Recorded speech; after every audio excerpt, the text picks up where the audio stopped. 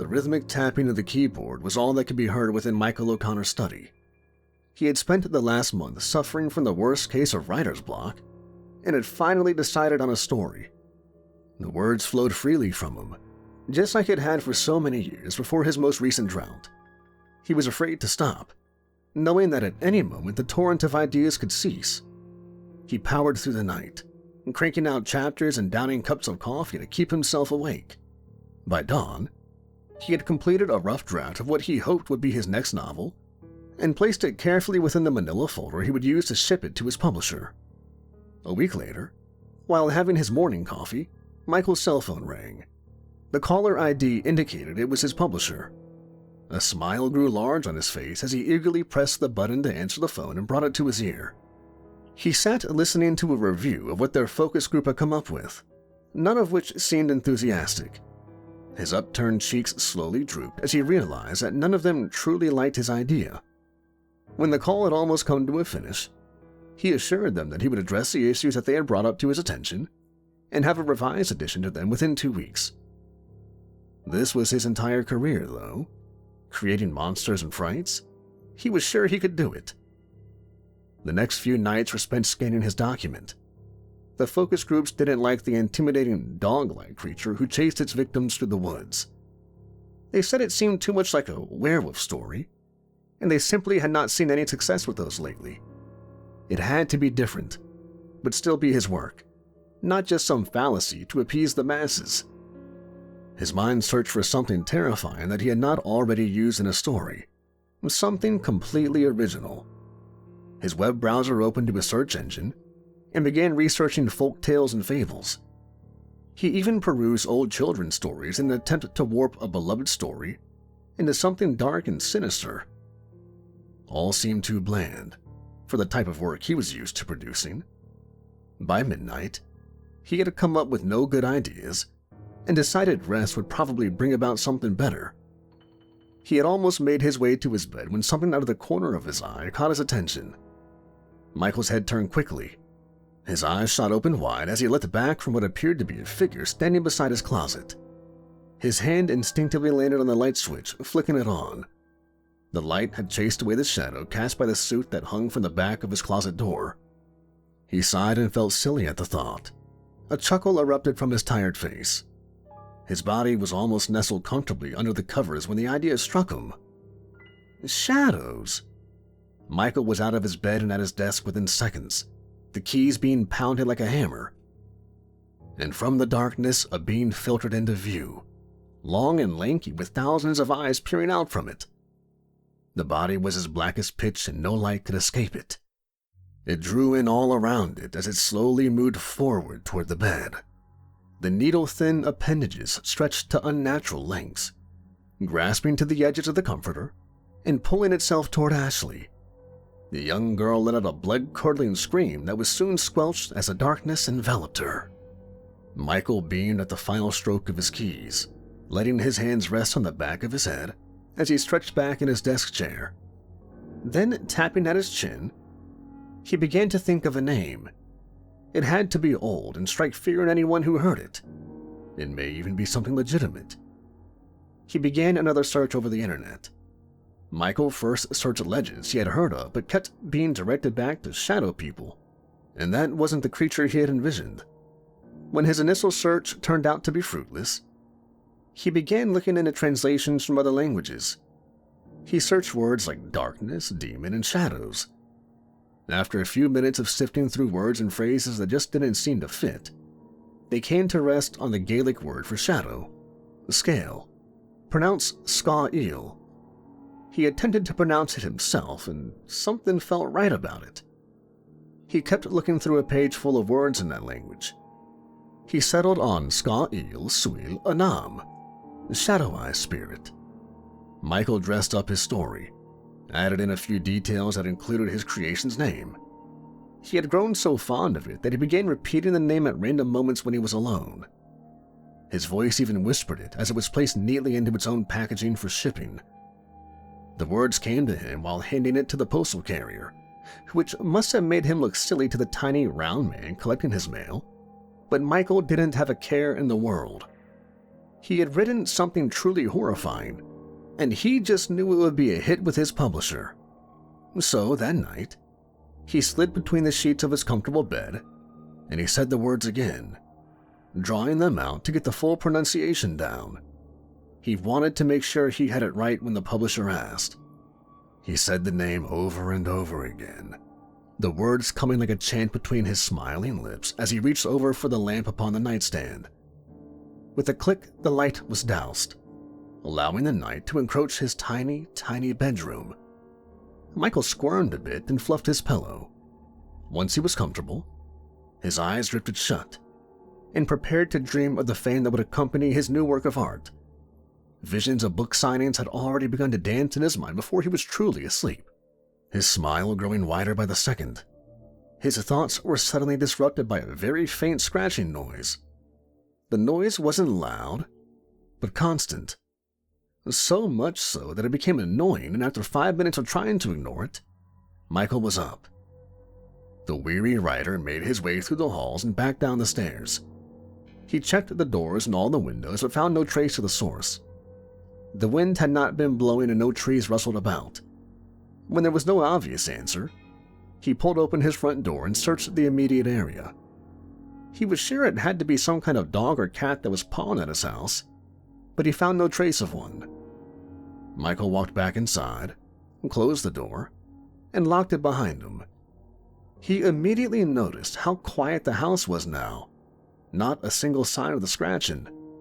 He simply shrugged and assumed that whatever had caused it was gone and made his way back to bed. Within a few days, his publisher gave him another call, and this time they loved his idea. They were impressed to see a creature unlike anything they had been previously introduced to, and the idea of having something watching you from every single shadow was horribly fantastic, as they put it. They wanted a final product for publishing ready within 3 months, and though this was a tight deadline for Michael, he was happy to have it. He set to work on dressing up the details, making it more theatric, and really giving a life to this creature. All the while, he would sit in his chair, typing and calling out to his newest creation. The scratching grew louder and more frequent. It had become bothersome and kept him up all hours when he finally took a break from his writing to get some sleep. He found himself digging through his trash cans, searching for the crawl space beneath his home and even the attic. Michael was positive that some sort of creature was scurrying about somewhere within his walls and making that awful noise, but he couldn't find evidence. When he had exhausted every idea of where to search, he scribbled a note on a small piece of paper to remind him to call an exterminator the following morning. He covered his head with his pillow and fought for sleep the rest of that night. The following day, the sound seemed to have stopped, much like it did most days. Michael struggled to down his cup of coffee in hopes it would perk him up. He sat at his desk, preparing to continue his book when the doorbell rang. He grumbled at the thought of being interrupted, but he had forgotten his early morning call to the exterminator. When the door opened, a man carrying a pesticide dispenser stood in awe of Michael's cartoon-laden pajamas. The writer simply waved at the man inside and told him what he had been experiencing, and closed the door behind him for what he hoped would be the answer to his prayers. He took back to his desk while the exterminator went to work, searching for the source of the sound. A couple of hours later, and 2 chapters in, the exterminator returned. He let Michael know that though he saw no actual vermin, there were traces of their droppings. The man had placed traps and poisons in the necessary places, and promised that the problem should be solved within a few days. Michael gladly paid the man his fee and returned to his desk. The thought of getting a good night of rest rejuvenated him, and he was sure he would be able to get much more done today. His fingers set to typing, and when he was almost ready to strike the enter key to move to the next sentence, he heard it again. Slow and deliberate scratching, and it was far louder than it had ever been. Michael rushed to finish the chapter he was working on, the sound constantly ringing in his ears. His fingers typed like mad, trying to get this one bit finished, but the noise was just too much. He soon saved his work and rushed upstairs. He quickly tossed on some clothes and made his way outside. The scratching had become unbearable, and he needed to just get away from it for a while. He packed up his laptop and drove to the local library. Michael was sure to get some peace and quiet there amongst the stacks. Or so he thought. The glow of the screen lit Michael's face between the large walls of books. He had found a dark, secluded corner as not to be disturbed. His fingers began working again, coming up with background stories and small intricacies to make this monster real. Michael delighted in the thought of this being an ancient spirit that came for people in the dark, watching over them through each dark shade that had been created by the shadows. It would watch and wait, taking care to be silent and still. It would stalk them for days on end, finding tiny ways to make itself known without truly showing itself. It would slowly draw out the fear in each victim until it was done toying with them. Once his appetite had been satiated, it would come to claim the final reward. The final scene of his book detailed a screaming teenage girl being dragged by a figureless form, covered in staring eyes, down deep into a darkness that no one else could apparently see. Michael hit save, grabbed his laptop, and began to make his way down from the stacks. The daylight had long since left this tiny town, and he had lost track of time. It was easy for him to get lost in a good story, and now that the moon was all that passed through the library windows, when he checked his watch, it was minutes until close, and was surprised to see that the attendant hadn't warned him. As he passed into the stairwell, the large bay window behind him allowed the moonlight to cast a glow upon his form. The dark silhouette of his body was painted on the wall before him. He stopped and stared for a moment, waving his hands around and laughing at the thought of shadows being truly evil. For a moment, he was a silly kid playing shadow puppet with his own image. He laughed to himself until the sound of the scratching began. His smile faded quickly as he searched the dim staircase. There was no one else below, and he was on the top floor. The scratching grew louder as he stared at the darkness in front of him. What should have been his shadow seemed to move ever so slightly. Michael rubbed at his eyes. Surely a trick his mind was playing on him. He hadn't had adequate rest and spent the last few hours in a dark room staring at the bright screen of his laptop. That's when the noise grew loudest, and for once Michael realized it wasn't scratching, but peeling, almost as if parting through a wall. Thin, needle-like protrusions jutted from what should have been a mock-up of Michael's body upon the stairwell. They seeped out like worms from dirt and peeled back the facade of the man's dark image. Soon, it no longer resembled Michael at all, but something he had yet to describe to the world. When he thought his horror had been complete, a wet smacking echoed throughout the space as thousands of eyes opened at once and stared at the quivering rider. Before he could truly comprehend the scene before him, Michael had rushed down the steps and leapt over the banister to keep from drawing any closer to the thing. His feet made quick work of the 2 floors he needed to traverse, and he found himself in the parking lot within minutes. He stood amidst the night, staring up at the window of the top floor, his heart pounding in his chest. He knew what he had seen could not possibly be real, that it must be a stress-induced hallucination.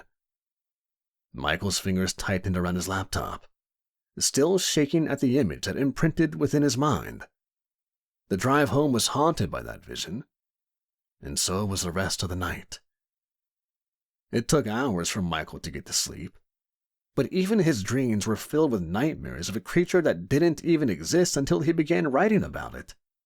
He tossed within his sheets all night, and the following day he felt no more rested than the days prior, even without the scratching. His day went with little other changes, and by lunch, he was sure the whole event must have been his overworked imagination. He had resigned himself to getting back to his book, and maybe even using some of his own nightmares and inspiration to spice up certain portions of the following pages. Again, Michael took his place at his desk and began typing. When he had completed the final chapter, Michael's fingers flipped through the freshly printed pages. He had always enjoyed the smell of ink and drew in a deep whiff. He could only hope that his final product would be as well received as his rough draft as the pages were slid into another manila folder and addressed to his publisher. He placed it neatly in the tray, where he would retrieve it for mailing the following day, and made his way upstairs. Again, he snuggled up under his sheet and fluffed his pillow before allowing his head to rest upon it. Michael lay there, the lamp still on, thinking about how silly he had been the previous day. L0CKED334, he said with a laugh in his voice, before turning out the lamp at his side.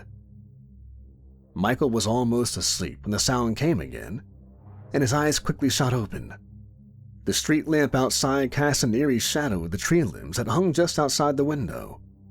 They seemed to lurch from the ceiling down toward him from the stark white drywall.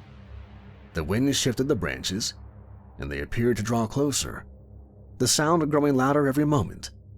The thin strands of dark then distorted and stretched, coming closer and closer to the end of the bed.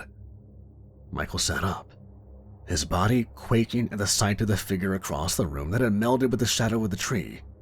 It stood like a statue of nothingness, with only the steady peeling noise to show it was most definitely alive. "What do you want?" Michael screamed out into the night, unable to understand what was truly happening to him. And suddenly the eyes were upon him again, the figure drawing closer. Every single pupil shifted side to side, as if it was watching everything at once.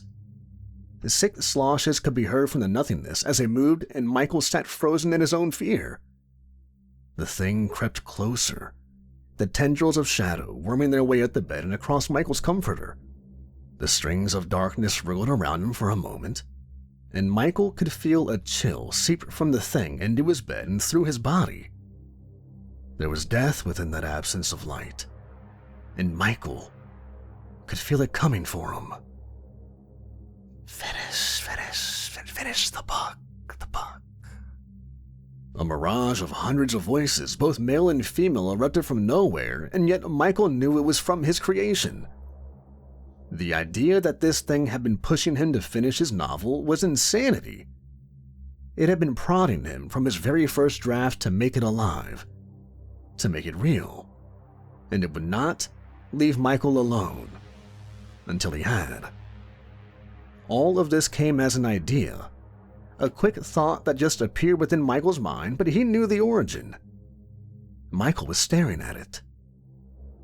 L0CKED334 now knew what it meant to exist, and it would settle for nothing less. Michael slowly nodded and agreed with the darkness of his room to finish the story. If only he could be spared. The entity agreed, the eyes closing, and the darkness slinking back to wherever it came to leave only the shadow of the tree behind. Michael didn't rest from that night until the publisher had approved the book, and the copy came first-class mail. He placed it within the shadow of the tree, pages open as a sort of offering to the creature that had spared his life. Darkness of that nature never visited Michael O'Connor again, but it no longer needed to. It was now alive, and it was hard to escape the night.